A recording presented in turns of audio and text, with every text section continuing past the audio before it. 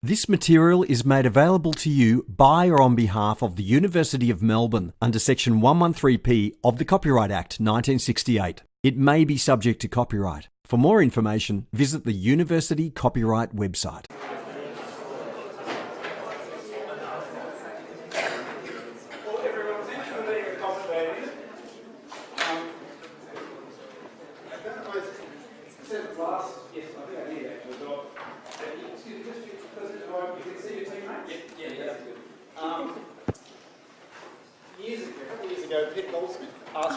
How do you teach the students about being in a dynamic, functional team and maximise the benefits of being in a team?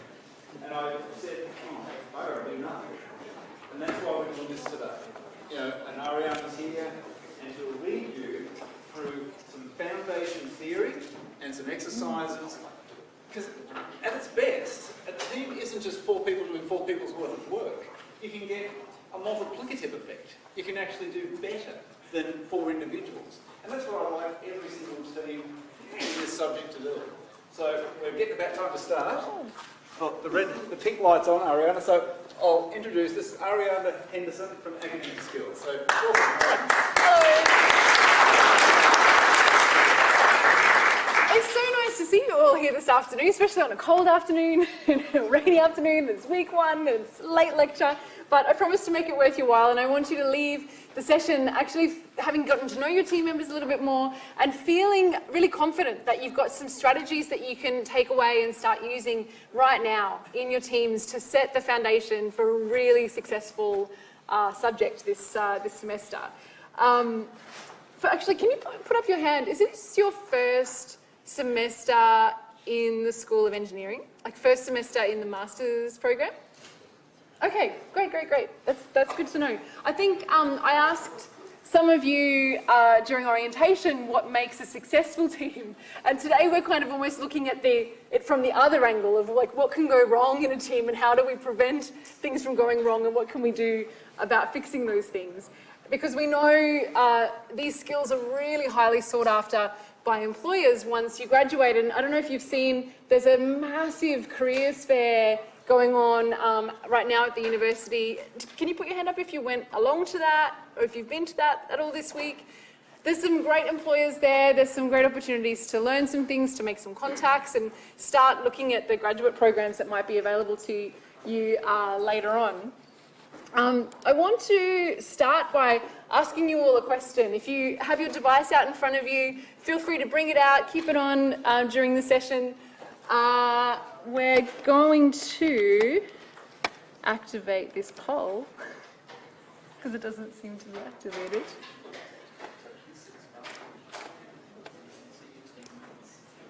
And I want to ask you, you've been in teams before. Most people groan when they hear teamwork, and usually it's because there's been some challenges along the way, there's been some hiccups along the way.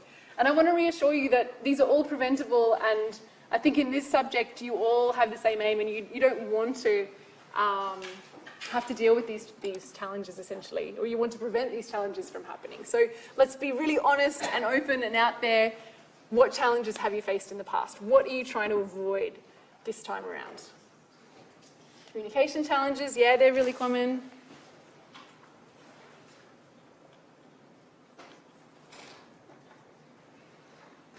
Motivation, so maybe differences in motivation between you and your teammates.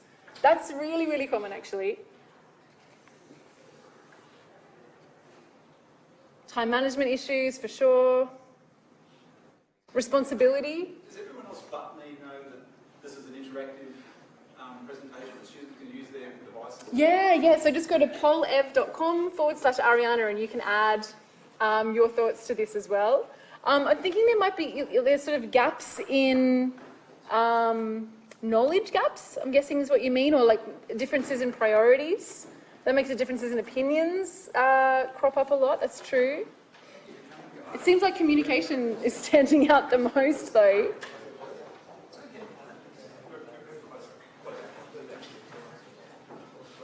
It seems really, really consistent. I might leave it at that and freeze it at that point there. The those challenges in priorities or those challenges in motivation, can you put your hands up if that's been you? Have you faced that in teams in the past? I don't think your teammates will mind if you're honest about that. I think it's a really, really common issue, and it might seem a bit controversial to ask your teammates this, but actually being really open and honest with each other from the beginning and saying, well, what is your goal in this subject? What are you aiming for? And I know the logical answer is you'll think your teammates will say, oh, I want a H1. Of course, we all want a H1. But actually, if you have a teammate in your team who is really blatantly honest with you and says, do you know what? I just need to pass. Wouldn't you rather hear that now and understand that about them now, rather than finding out kind of in week 11 and week 12 when they've stopped showing up to some of the group sessions and it feels like they're not really putting in as much effort as you, and you're getting frustrated because your expectations were up here and their expectations were down there, but you'd actually never really made that clear with each other? It's a difficult conversation to have, but it might be interesting to see what happens if you ask that question, and encouraging each other to answer it really honestly as well. You might even need to do a bit of negotiation with each other to make sure all of your needs can be met in that sense. Conflict is a really interesting one as well. Does anyone want to elaborate on that?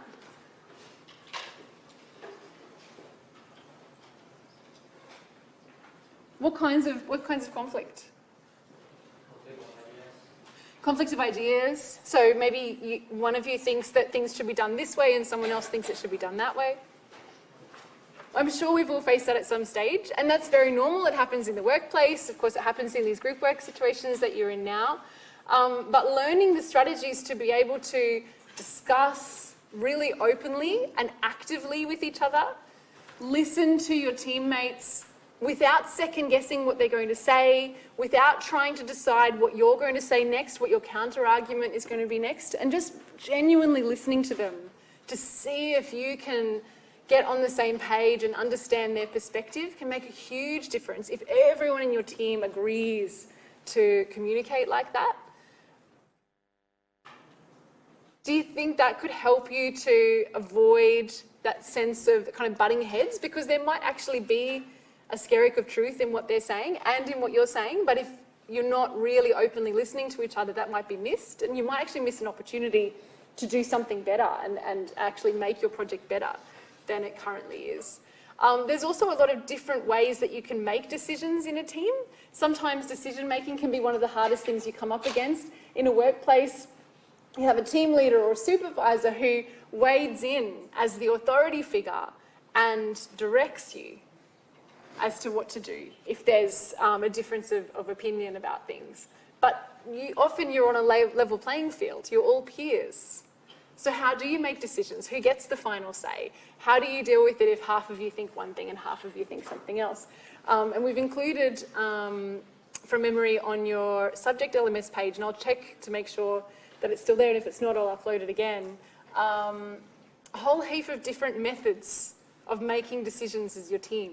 And downloading that now and looking at that together could make you realise there's a tool there that you can use. So when you do have that conflict or that difference of opinion, you can go to those different options and go, okay, well, how do we want to solve this? How do we want to make this decision? Which decision-making method do we want to use? And then employ that and see how it goes. If it works well, use it again. If it doesn't, try something else. There's always ways around these sorts of things. I'll give you some other tips throughout the session as well to help resolve those differences. But if there's anything that you think is particularly important that I don't cover, please ask me, because there's almost no question that I can't answer on this particular topic. So the reason I gave you all this piece of paper is I want you to actually, as a team, if there's not enough of you, don't just work in a pair, maybe work in 3 or 4. So even look at the row around you. See if you can find 3 or 4 of you to work together on this activity. I've said 5 minutes, but I actually think you only need about 90 seconds to do this. So I'm going to time you to make an aeroplane. Are you ready? Time starts now.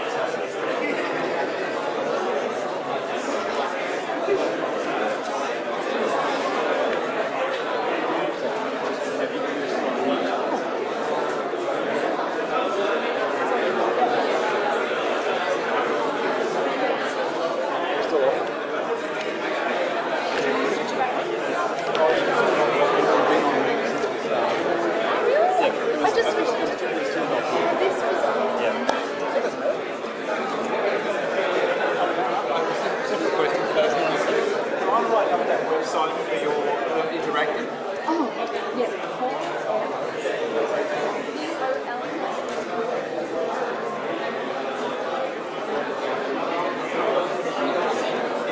Oh, just easy.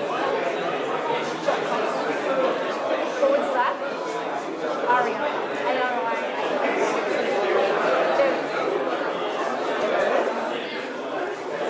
Okay, 15 seconds left. Maybe check the quality of your aeroplane if you have time. Okay. 3, 2, 1. Okay, and launch. Go for it. Test it. Any way you like.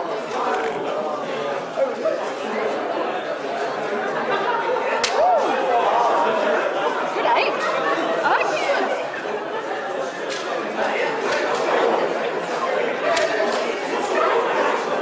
That's good. I like the nose on it.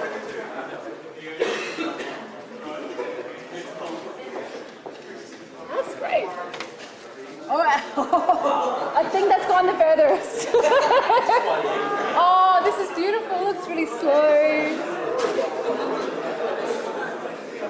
I think that one does acrobatics.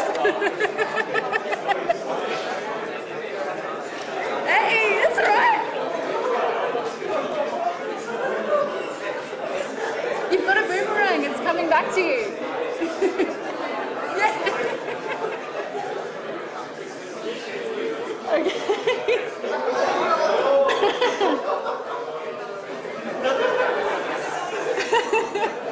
I'm always so impressed when I see this. Give yourselves a round of applause. They're really brilliant aeroplanes. Well done.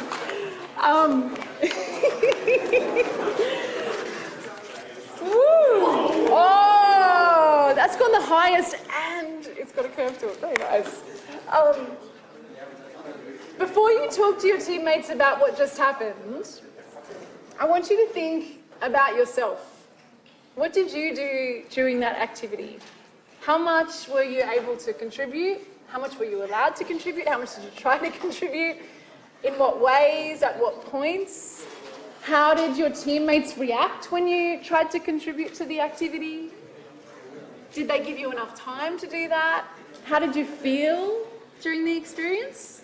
Just for 10 seconds or so, just think about that in relation to just you.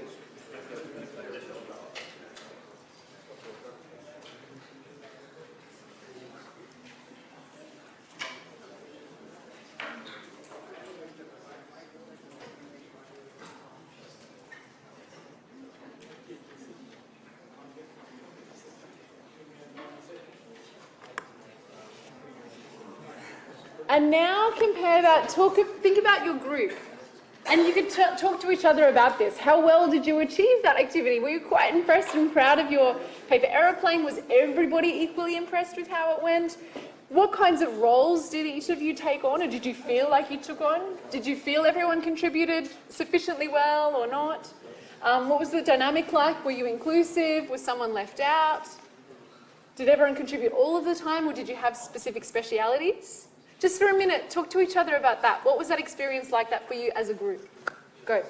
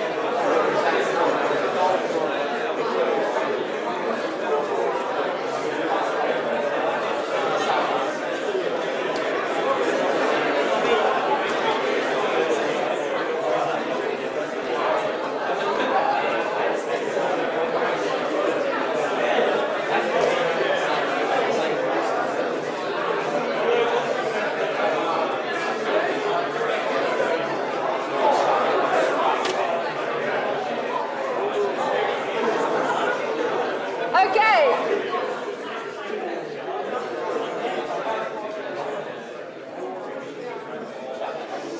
Tell me, what was that experience like for you as an individual or as a group? What did you notice? What did you realise? What insights can you gain from that activity?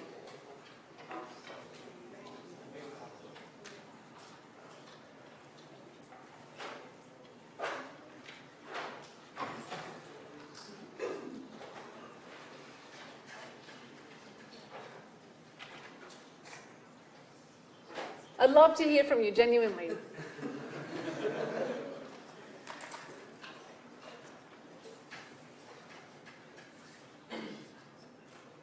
Did anyone have a particular role? Did someone take the lead in your team?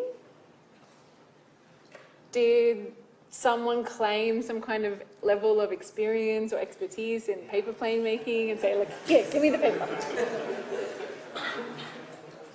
Yeah, I would like to share a bit. Yeah, please. So it's always, well, one of us that start to initiate the paper making or making a plane, and then we are just kind of like giving our opinions on how to make a plane. But even though we have opinions with one another, eventually we get the process to get the plane done, and then we do the plane. Yeah. So someone took the lead, but actually everyone tried to give their ideas and input? Yeah. Mm-hmm. And it's kind of like, we disagree, but it doesn't really stop us from making the plane down. Yeah. Did someone in your team kind of take on the role of timekeeper? Were they paying attention to how quickly it needed to be done? Like, hurry up, we've got to get this finished. Was someone maybe taking on a role of quality controller, checking, make sure it was right, maybe adding last minute adjustments to it? I saw a plane here that's got these little notches in the back with little lifts. I wondered if someone was quality checking at the end and just making that last minute addition to make it just right. Whatever role you fell into, there's a good chance that that is just your natural tendency, that you would naturally fall into that kind of role, whether it be the leader or the encourager. Maybe was there someone in your team who was like, come on, you can do it. Like they didn't really know how to make the plane, but they wanted to be there to support everyone else. Never underestimate the value of that person. Having someone like that in your team can become the glue that sticks you together. They become the peacemaker when the conflict starts to arrive. They're the one that makes sure that everyone's involved and everyone's contributing. They notice the quiet person in the corner and they ask for their opinion and their input.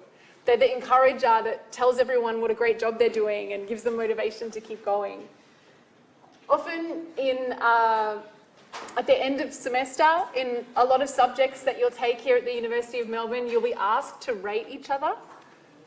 And quite often it's not necessarily the person who has the most expertise that gets rated the highest by their team members. Quite often it's the person who is the most supportive and encouraging and positive, not necessarily the brightest or with the best skill set, that gets rated the highest by their team members, and that can then contribute to boosting their score. And that's the type of person a lot of employers are quite often looking for as well. And that's worth bearing in mind when you're preparing your applications and you have stories to share and stories to tell when employers are asking you about your teamwork experiences, particularly if they ask you about experiences of conflict. If you have a great story where there was some conflict in your team and you were able to be the one that helped to resolve it and help your team members to overcome that in order to still have a great outcome, that's the kind of story an employer wants to hear. So if you do notice those times of conflict or disagreement or difficulty in your team, be that person and embrace it. See it as a good thing that can really take you forward. We want to think then about the kinds of situations that you face, or you have faced. We talked about them at the beginning of the lecture. Why do you think those things happen? So communication breakdown or differences in motivation or gaps in skill set. I think someone said like the slacker or something. Why do those things happen? Misunderstandings, ego, yeah, absolutely. Ego has a huge part to do with it. Sometimes we're so focused on getting that H1, we're so focused on thinking that we have to make sure it's right, and we have to drive the team in a particular direction, because if without me, it's not going to happen. And that ego can take over sometimes, and it stops us from listening to others' ideas. Goals, yeah, lack of goal setting maybe, yeah. Personality differences for sure. And you're going to face personality differences in every situation. I know you hear this a lot, but it's so true.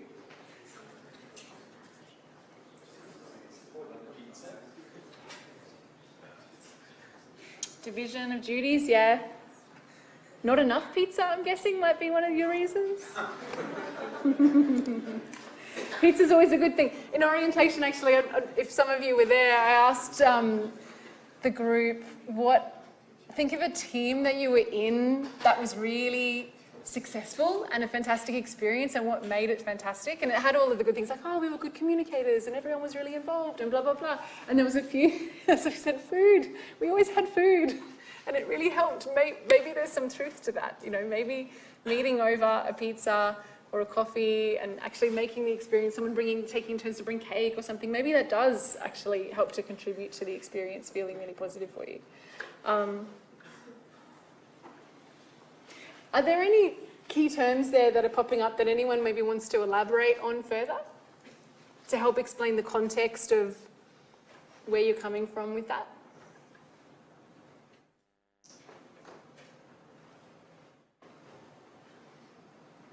I'm sure you've all had some tough experiences in the past.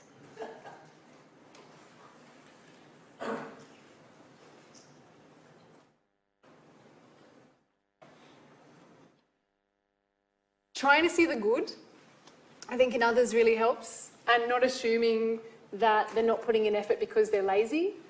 I read a quote recently that if that's what we're seeing, we're actually missing the context around why that's happening.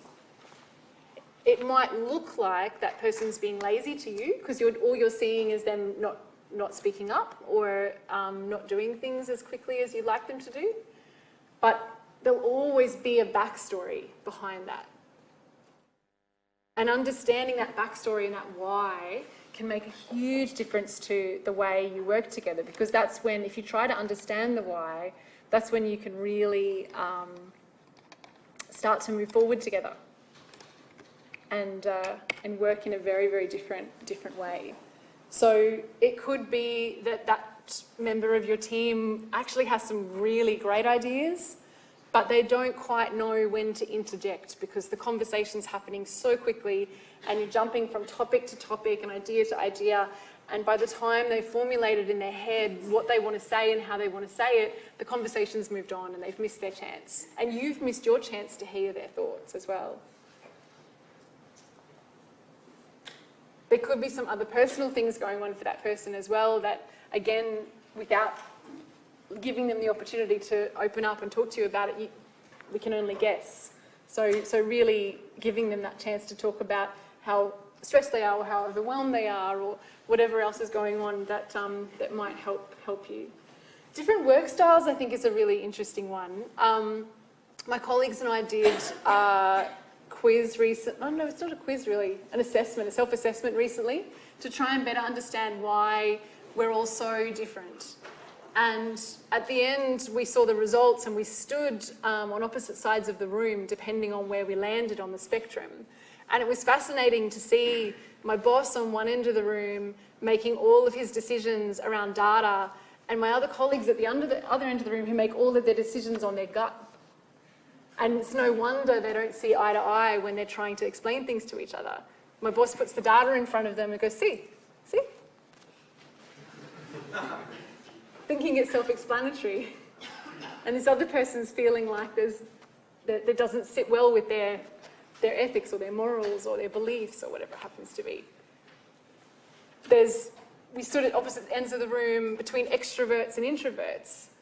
And it feels like a stereotype, but what we needed to understand about each other is when an introvert hears an extrovert say something, they assume that's their last answer. They assume that that extrovert has thought it through really carefully and they've only spoken once they're absolutely sure. But actually what's happening is that introvert is talking and thinking and thinking and talking and thinking and talking and thinking and talking and thinking and talking, and then they get to their answer. And all the introvert thinks is, oh my gosh, make up your mind. You keep changing your mind, you keep flip-flopping, this is so frustrating. And the extrovert looks at the introvert and thinks, why are you sitting there silently? Why aren't you saying anything? Because they're thinking, talk. So really understanding those differences about each other is so helpful. Can you think of any other reasons that maybe I've missed up here, or do you want me to elaborate on any of them in particular?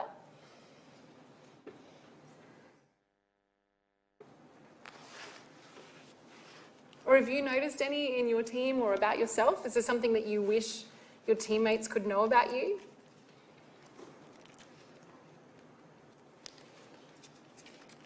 I have a colleague who has a lot of enthusiasm and has great ideas, big picture ideas. So at the start of a project like you're about to embark upon, he would be the member of the team that would go, oh, and we could do this, and we could do this, and this would be amazing, oh, we could do this. And you hear it and you just think, oh my gosh, this is going to be the best project ever, I'm so excited. But he finds it very hard to go beyond that ideas stage, beyond that innovation stage, and actually put it into practice. And we're sitting around wondering why nothing's happening.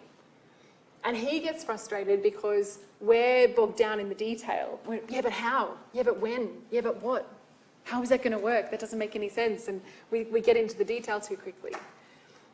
So maybe you'll find people like that in your team as well, and you're wanting to understand each other a little bit better. Is there anything else you wanted to ask or comment on there?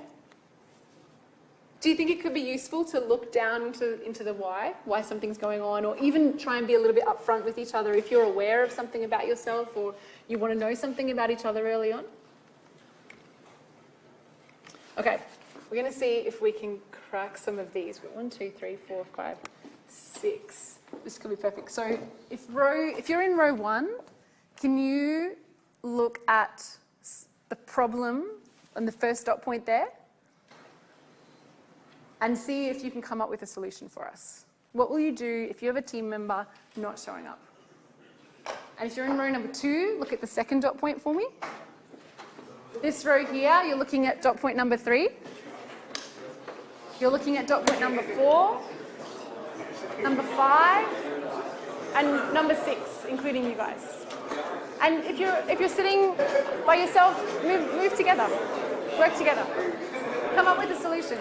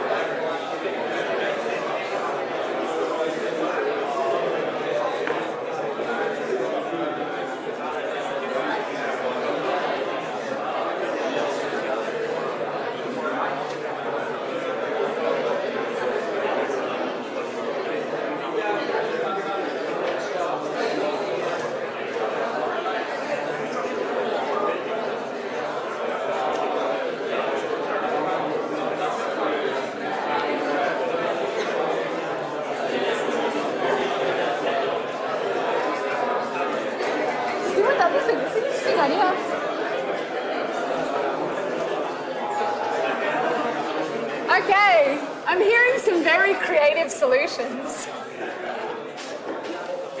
All right, we'll start from the back. What are you going to do if someone in your team agrees to do something face-to-face? So they say, yeah, no problem. I'll write up the draft, that's fine. And then they do something else. Kick him out. I'm certain there'll be at least one person on every row, and that will be their answer to every question. What can you do to avoid that, ideally? Write down actions. So when you have a face-to-face meeting, write down actions for each person to carry out. Yeah, fantastic. Yeah. Have you thought about doing that? Actually writing, I know it seems very formal, but actually having a meeting minute system where you do have actions and responsibilities documented so that you're right, you can refer back to it.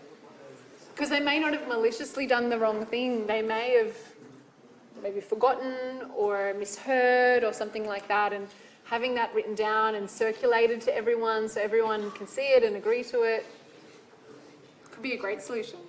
Does anyone else have any ideas around that? Yeah. We also discussed making sure that people didn't feel like they were intimidated by certain characters again. Said they do something face to face, but they actually wanted to do something else but were too scared to say. Yeah. And then they just go and do what they wanted to do. Yeah. How could you help that person to not feel intimidated and feel happy, able to speak up? I think that's a bit of a trickier issue because it's more interpersonal dynamics that you have to address and the culture within your team to make sure that everyone feels comfortable. That can be included in conversations. Yeah. And it's more So having space in the meetings to actually open up the floor and say, what does everyone think about this? Does anyone want to raise any questions about this? Does anyone have any concerns about this idea? Does anyone have a different idea? Yeah. And if maybe someone in the corner isn't saying anything, actually directly inviting them into the conversation even and saying, oh, you've been very quiet today. What do you think? They might just be waiting for that opportunity. I think that's a really good way of thinking about it. Well done. Second last, disagreeing frequently with other members. What will you do if someone's like this? That's not going to work. You can't do it that way. I've tried that before and it's terrible. What will you do if you have someone like that in your group? Open discussion. Have an open discussion? Yeah. And write down the pros and cons. Pros and cons, yep. And give them a break. Then find a decision. Yeah, that's a great idea. And then everyone has the chance to share and you can really look at it on balance in order to make a decision together. Let everyone contribute. That's a great idea. Sometimes people who are being particularly negative just feel like they need to be heard. They're not always that wedded to the idea, but they just want to feel heard and acknowledged and actually being able to say, oh, so you're feeling like this, or what I'm hearing is this, and letting them feel like their voice is part of that conversation is really helpful. And you use the word open discussion, and there's a technique called circle of voices, which I'd really encourage you to try in your teams this week or next week. You just allow everyone some thinking time on the topic, first of all. So whatever the issue is that's up for discussion, have a minute to think about what you want to say on that topic, and then set a timer and give everyone equal time to speak, uninterrupted, what they think about that issue or that decision or that method or whatever it is that's up for contention. So 1 minute each or 3 minutes each or whatever you agree. And no one can interrupt them during that time. And only when everyone in the circle has had their views heard, do you then open it up to everyone. It's amazing what you can learn from each other in that environment. It's a really good idea. Anything else anyone wants to add on that point? Not contributing or not speaking up. So this is almost the opposite issue. What will you do if you have someone like that in your team? Ask for his opinions. Yeah. I agree. Just call on them. Talk to him personally regarding his problem. Yeah, absolutely, absolutely. So giving people time to think sometimes can help. If they may be contributing because it takes them a little bit more time to think about something, and then addressing them directly and saying, we'd love to hear your thoughts. You've been really, really quiet today, and letting them speak up. If people know in advance what you're going to be discussing, it will give them that preparation time as well. Maybe they'll come more prepared to the meeting. They might do a little bit of research or a little bit of reading beforehand, and they'll feel more able to speak up during the meeting, and you'll all make better use of it. So in addition to thinking about having some meeting minutes, you might even think about having a meeting agenda. It doesn't have to be super formal, but just enough to say, we're meeting tomorrow, these are the 4 things we need to talk about. Is there anything else anyone wants to add? So everyone knows in advance. It's not a time-consuming thing to do, but it can make a big difference. What about a controlling person who's rewriting everyone's work? This is row 3, I think. What will you do if you have someone like this in your team?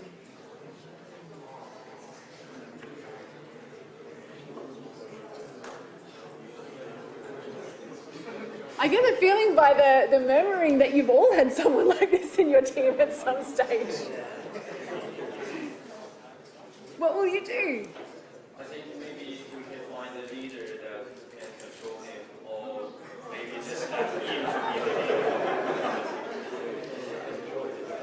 Yeah, maybe. discuss as given the assignments.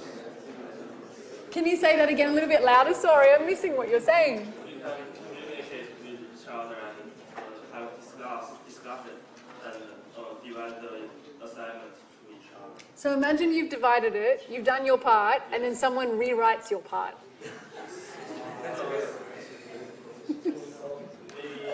someone just can provide the suggestion, but she can't rewrite. Ah, nice. So they could give you feedback, and then you can be the one to do the rewrite. Would you feel more comfortable with that, rather than someone just taking your work and changing it completely? I think for me, I will combine my work with like he or she, so we will maybe have a stronger argument or something. You might do too, yeah. And particularly as long as they're not completely overtaking what you've done or undermining what you've done, and maybe just sharing their thoughts and taking some of those thoughts if they are good suggestions and incorporating that into your writing is a great idea. And maybe that's something to agree with each other as well, is like we're all open for feedback, we want feedback because we want to have a better product, but no one can completely take over someone else's work unless that's their agreed role for some reason, if they're the proofreader or something like that. Yeah?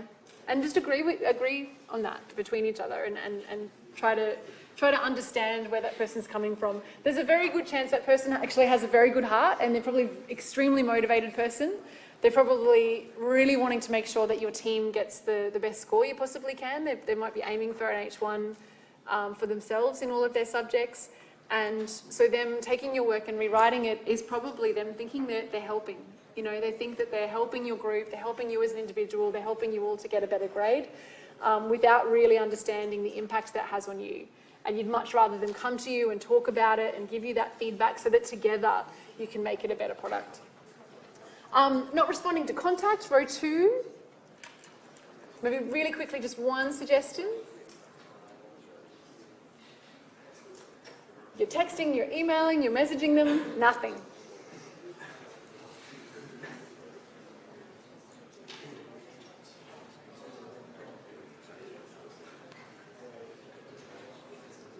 Row 2, I'm contacting you and I'm getting nothing.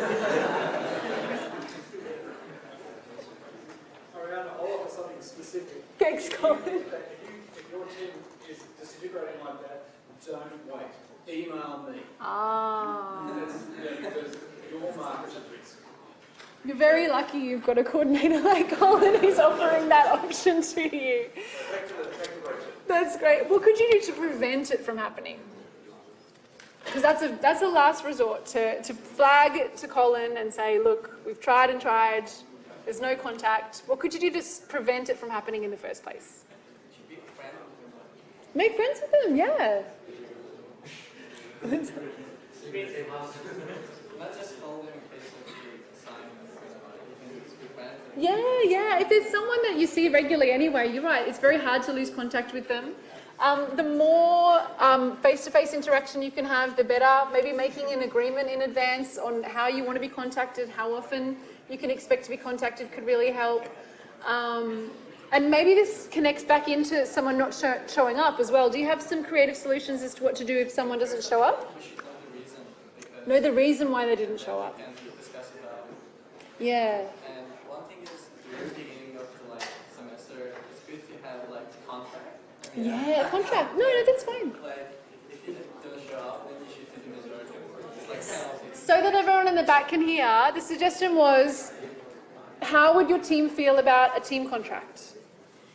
Where you lay out some simple expectations about attending meetings, about responding to messages, about doing the agreed tasks in the agreed time. It might feel, in this early stage while you're still getting to know each other and you probably actually quite like each other, you might feel it's unnecessary. My teammates are never going to do that. They're great. I'm in the best team ever. But if you need it, you'll be really glad that you set out those expectations in advance. And it's not because you want to have a legal document to wave in their face. It's more just as a way of writing down what you all think is right and what you all think is okay in terms of the way you behave. And if there are differences in understanding, find out now. There's a couple of templates I can share with you if you like, based on the suggestions you've given. You've mentioned agendas, you've mentioned meeting minutes, you've mentioned team contracts. If it would be useful to you, I can add those documents to your subject LMS.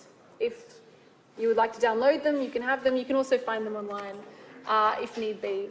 Sometimes assigning roles can help, not necessarily a leader role. You might choose to have a leader role. A few of you have mentioned pick a leader and make the leader crack down on them.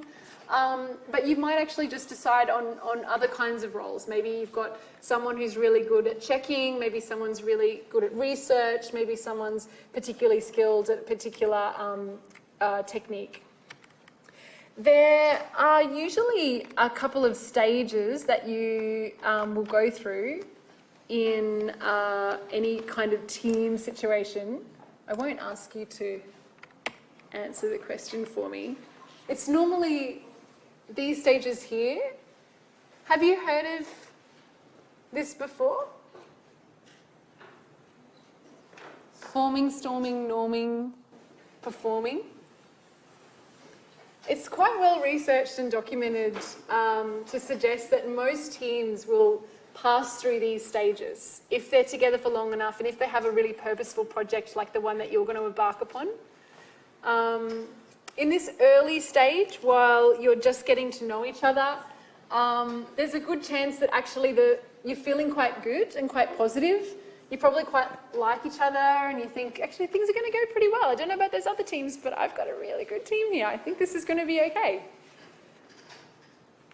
And over time, if you push through that, the storming phase will start. You'll start to frustrate each other, you'll start to annoy each other, there'll be differences in personalities, there'll be clashes, all of those difficulties that we've talked about will start to crop up. But when you see that happening, see it as a positive. I really dislike conflict, actually, in my personality. It doesn't sit well with me at all.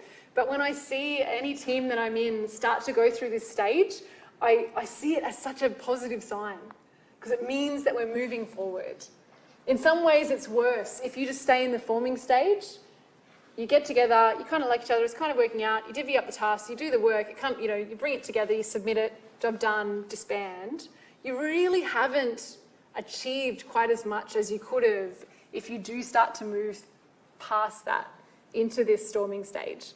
But the key is when you see it, recognize it, and try to implement some of the strategies that we've been talking about to overcome it, so that you can get into the next phase, which is norming, where things are resolved, things are ticking over fairly well, people seem to understand what they're needing to do, and that's when you can get to the performing stage, where everything's easy, everything's effortless. You're not having to fight and struggle and battle with each other. It just works. And that's when your best work will come out, where you're giving honest feedback to each other, without people getting offended because you're all interested in the product or the end project being better. That's where you really want to get to. So, and that's why I think in this early stage, this forming stage, while you do still quite like each other, doing some of the things that we've been talking about in order to lay the groundwork can be really helpful. I think in one of the early polls I gave you, someone said knowledge gap was one of the challenges that you faced as well. And actually conducting a bit of an exercise with each other where you get the chance to tell your teammates what you're good at. What is your expertise area? Because without you sharing that with your teammates, it could be completely missed and underutilised. One of the other reasons that teams can run into trouble is not really understanding the task properly before you start as well. So really taking the time to read those briefs really carefully, inside out, upside down, make sure you understand everything there is to know about this project, and checking this week or next week. Don't wait too long with Colin if there's anything that you're unsure of, so that you're absolutely certain and you agree what needs to be done and how you want to go about it. You might find that you'll follow a process a little bit like this along the way. I'd really like to encourage you as much as possible that there's only a very small element of this work that's individual, and the majority of it could ideally be done as a team, wherever you can. And when you're planning on how you want to communicate, you'll be amazed by how much more effective it is if you can make most of your communication face-to-face. It seems really logical, but I think it can become quite easy for us to rely too much on just track changes and emailing each other back and forth and messaging each other back and forth, when actually you can resolve so many differences just by a face-to-face chat. I just had a journal article accepted for publication. I was working with a colleague in Japan and a colleague in Queensland and myself here in Victoria. And we were relying so much on email and track changes on our documents to try and get this done. And eventually it just came to a head, and I said, I think we need to have a face-to-face chat over Zoom. And in about 30 minutes, or actually 15 minutes I think is all it was, we'd resolved all of the issues that had been bothering us for weeks and weeks and weeks. And you're lucky, you're not in Japan, in Queensland, you're right here. And even if it's as simple as just setting same time, same place, same day, every week, you meet no matter what. And sometimes that might just be a quick check-in. How you going? How you going? Have you done what you needed to do? Great. Okay, what's next? Great, bye. Have a great day. And some days it might be much longer and you need to really nut things out, but knowing you've got that regular check-in could make a huge difference for you. I will share those tips on conflict resolution on the LMS for you later if that's useful. Some of you might want to use an online tool to help you to collaborate. You're very lucky at the University of Melbourne you have access to, we're not quite finished yet, you have access to Microsoft Office software, including Microsoft Teams. My colleagues and I are using that more and more, as well as Trello. You might have another tool that you want to use instead. But do talk about that early. The last point that I wanted to make before I go as well is, as of week 3, the Melbourne School of Engineering English Language Development Program is starting.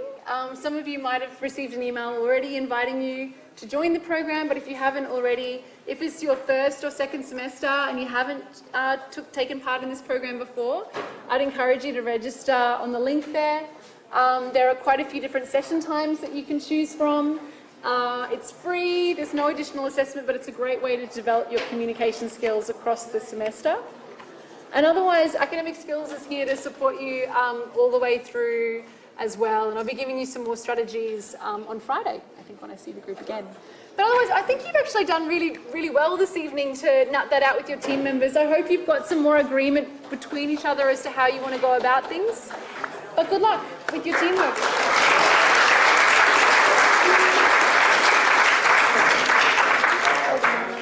Oh, and these are great. Really appreciate it.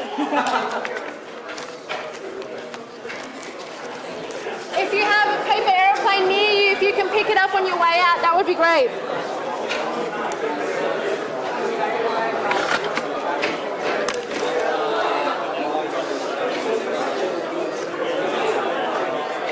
Thank you for your help tonight.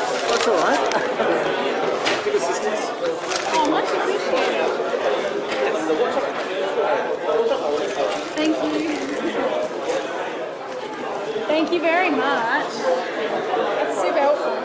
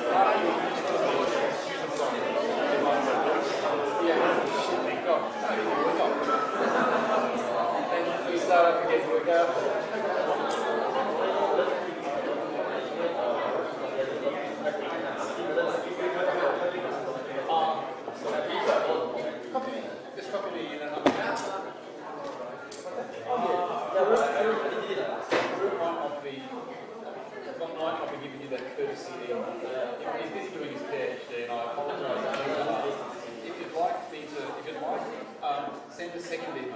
Oh, one. Me copy it, and I'll say thank you. All right. Yeah. Okay. Oh, okay. What's the question? Yes. Who's next? Okay, you're in front.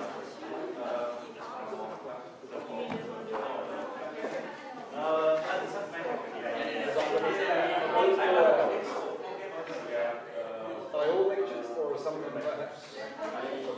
I'm going to send a message to Central. Right. Yeah, so I'm sorry to do this today. Next week is not so bad. The week after, we're seeing people on Tuesday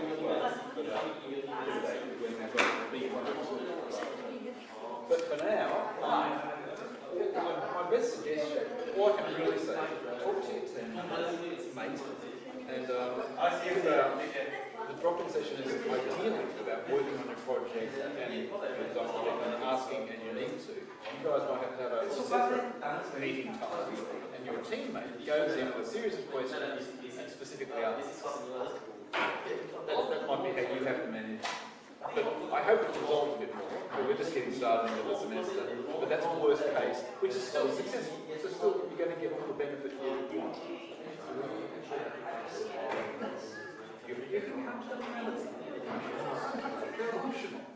They're for me saying, look, all what Ariana was saying, professional behaviour means turn up, being there with your team. And I've set up a system whereby people often say, oh, there's no time, we can meet up and work on